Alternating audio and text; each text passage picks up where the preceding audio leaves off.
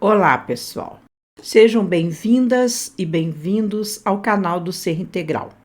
Hoje vamos falar tanto para aqueles que estão pensando em se separar, quanto para aqueles que desejam melhorar o seu relacionamento.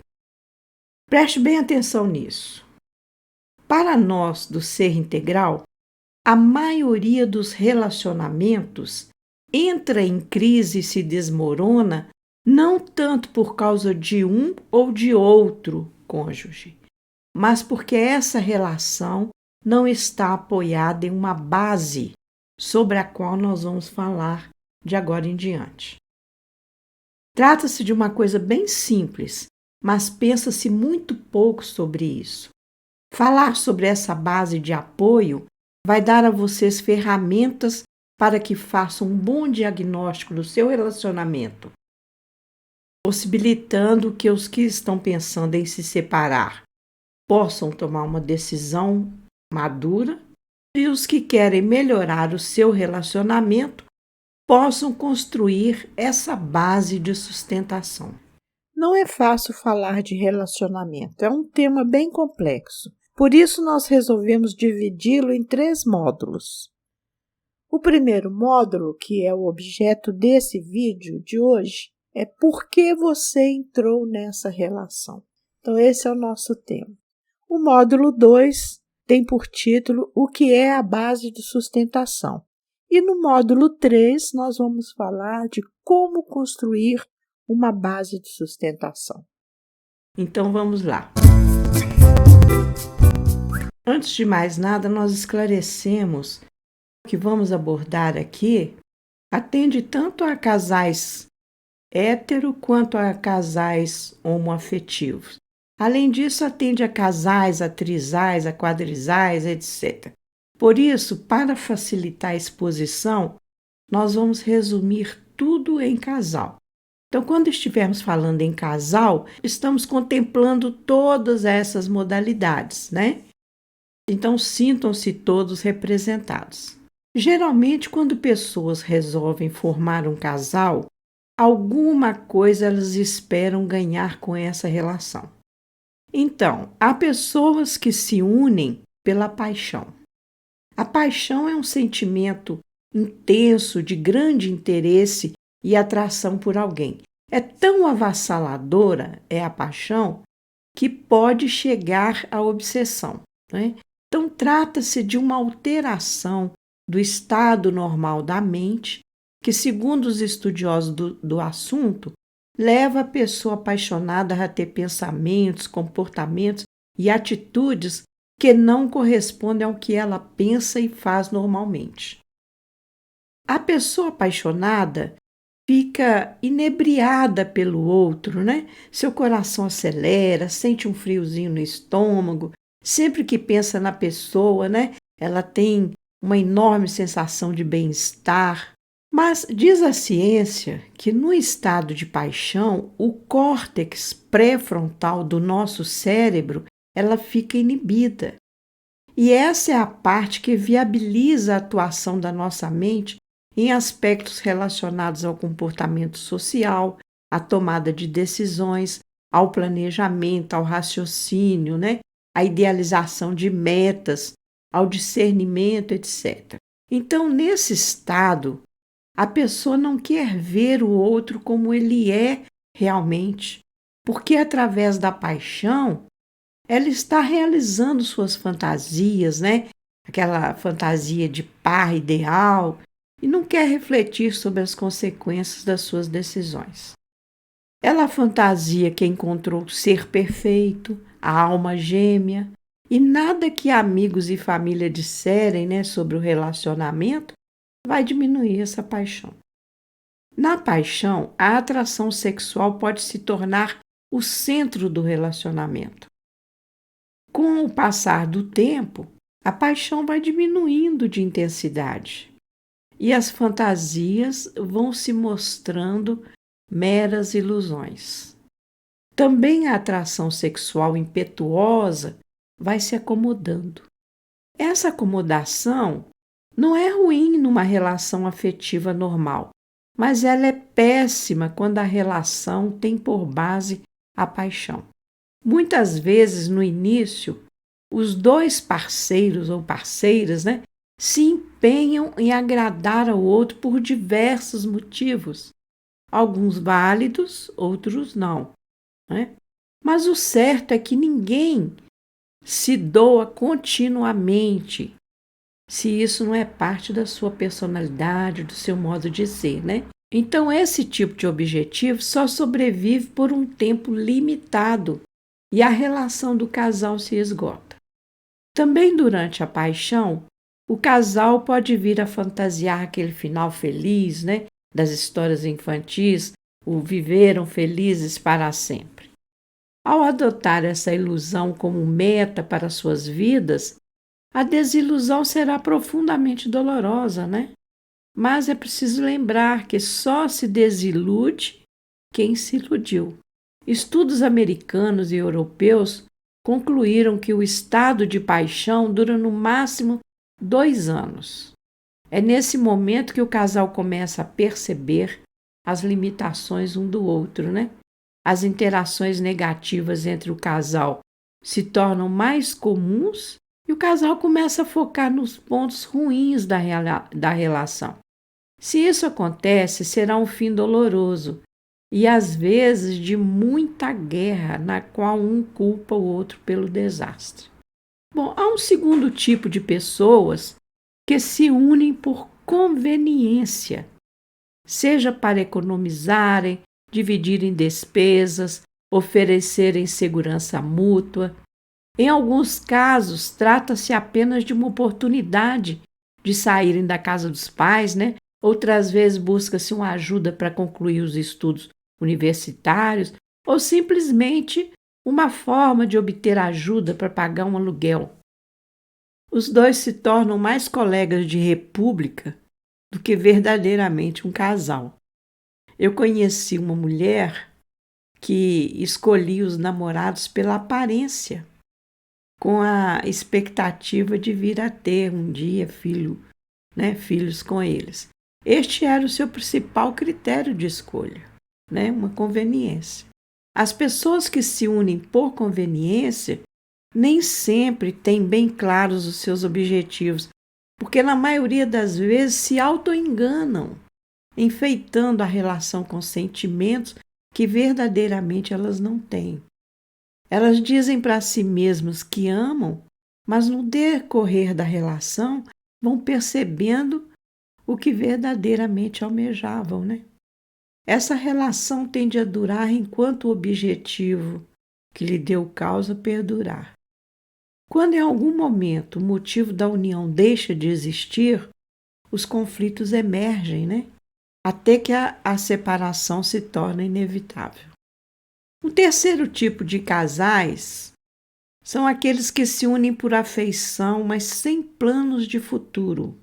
Aqui há 2 tipos de busca, A dos que querem um casamento duradouro, que sonham com viver felizes para sempre e com todas as ilusões a que têm direito, Mas que, como os demais, não têm uma visão clara dos passos a seguir.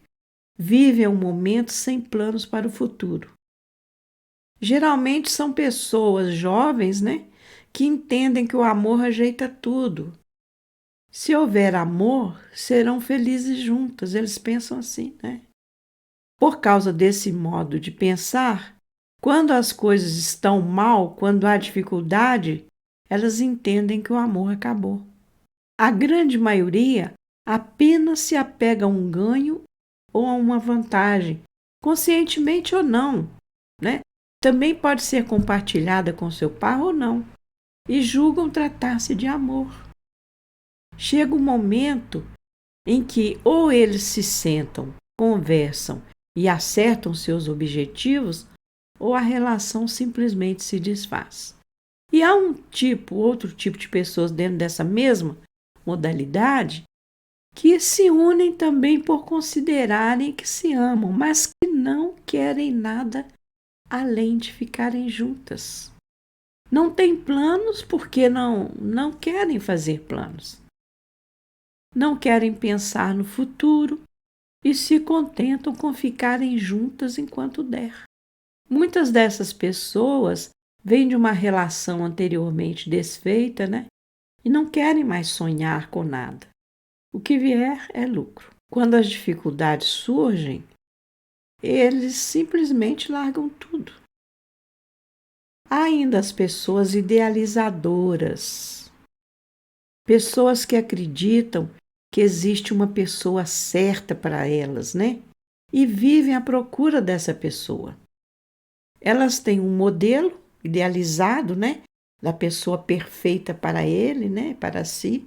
E quando se apaixonam, elas querem encaixar essa pessoa no seu modelo, julgando que finalmente encontraram a sua metade.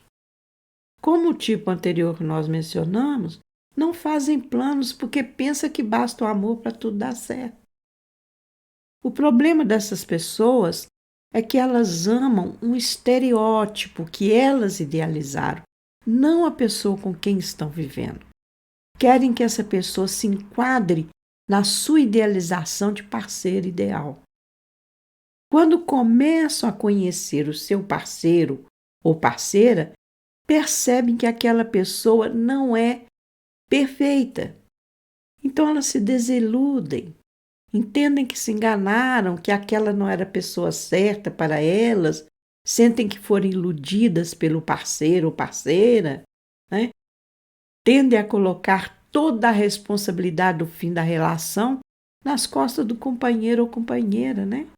E partem para continuar a procurar o seu par ideal. Certa feita, né, em um grupo de apoio daquele trabalho beneficente que eu já mencionei aqui em outros vídeos, um rapaz que já estava no 4º casamento, ele começou a se queixar de que era muito difícil encontrar a pessoa certa, etc. Então eu pedi a ele que descrevesse como seria uma pessoa certa. Eu fui escrevendo no quadro, né? E ele começou a dizer que seria uma mulher bonita, carinhosa, inteligente, independente, paciente, fosse calma, companheira e papapá, e deu uma lista enorme. Então eu disse a ele que ele deveria procurar em outros planetas, porque aqui na Terra não encontraria todos esses predicados em uma única pessoa, não é? Não existem pessoas perfeitas, não aqui na Terra. Todos e todas têm suas dificuldades, suas lições não aprendidas. A questão não é buscar uma pessoa perfeita, mas aprendermos a lidar com as dificuldades dos nossos pares. Bom, há outro tipo ainda de pessoas que querem constituir uma família, né? Mais do que ter um parceiro ou parceira, essas pessoas querem ter uma família. Às vezes querem tanto isso que nem se preocupam com quem estão se unindo. Pessoas que se unem com o objetivo de constituir uma família geralmente estão numa fase mais estável, né? Em suas vidas, concluir os estudos, têm um emprego, coisas assim. Mas isso não significa que o relacionamento que vão construir será mais maduro do que os outros, porque podem passar pelos mesmos problemas, pelas mesmas dificuldades que nós já dissemos anteriormente, caso não tenham uma visão mais ampliada do que realmente desejam da relação. O mais comum nas pessoas que têm esse objetivo é idealizarem o tipo de família que terão, né? Uma família perfeita, numa casa perfeita, com cerquinha branca, flores na janela, né? Tudo no seu devido lugar. Mas logo nos primeiros anos, quando as limitações do casal emergem, bate a desilusão, né? E um começa a culpar o outro pelas dificuldades.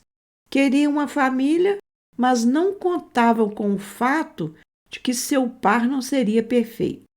Queriam ter filhos, mas não contavam com as dificuldades diárias de se criar um filho. Queriam ter uma linda casa, mas não contavam com os custos de manutenção ou com o trabalho de mantê-la organizada. E assim por diante. Queriam um casamento perfeito e só, sem pensar em como ele seria, né? Com o estresse do dia a dia, com o qual não contavam, surgem as discussões e brigas inúteis. Os exemplos que acabamos de dar são apenas alguns dos motivos pelos quais as pessoas se unem como casal. A maioria entra na relação buscando realizar o seu objetivo individual, muitas vezes superficial, e quase sempre um desconhece o objetivo do outro. Na maioria das vezes, esses objetivos são desconhecidos até mesmo pela própria pessoa que os tem. Porque esses objetivos, eles têm a ver com nossas crenças, nossos valores, que nós vamos adquirindo ao longo da nossa vida. Então, nem sempre eles estão claros para nós mesmos. Nós mesmos não sabemos que estamos entrando na relação por este ou por aquele motivo. O casal pode pensar que estão se unindo por amor, e na verdade outros motivos estão sob a superfície, influenciando essa relação. Quando a relação começa a se desgastar, esses objetivos que estavam ocultos podem vir à tona. Mas descobrir isso quando a relação já está desgastada demonstra que o casal nunca discutiu, de forma aprofundada os seus objetivos, as suas expectativas. Porque, do contrário, esses objetivos ocultos já teriam se revelado. Mesmo aqueles que se unem por um amor sincero têm seus objetivos ocultos, influenciando a relação. Mais dia, menos dia, eles se deparam com a triste realidade de que o amor não basta para que uma relação se mantenha em clima de paz e harmonia. É isso aí, pessoal. Espero que tenham gostado. Se gostaram, deixem um like, acionem o sininho, inscrevam-se e, principalmente, compartilhem para que a mensagem chegue a mais pessoas. Até a próxima. Fiquem em paz.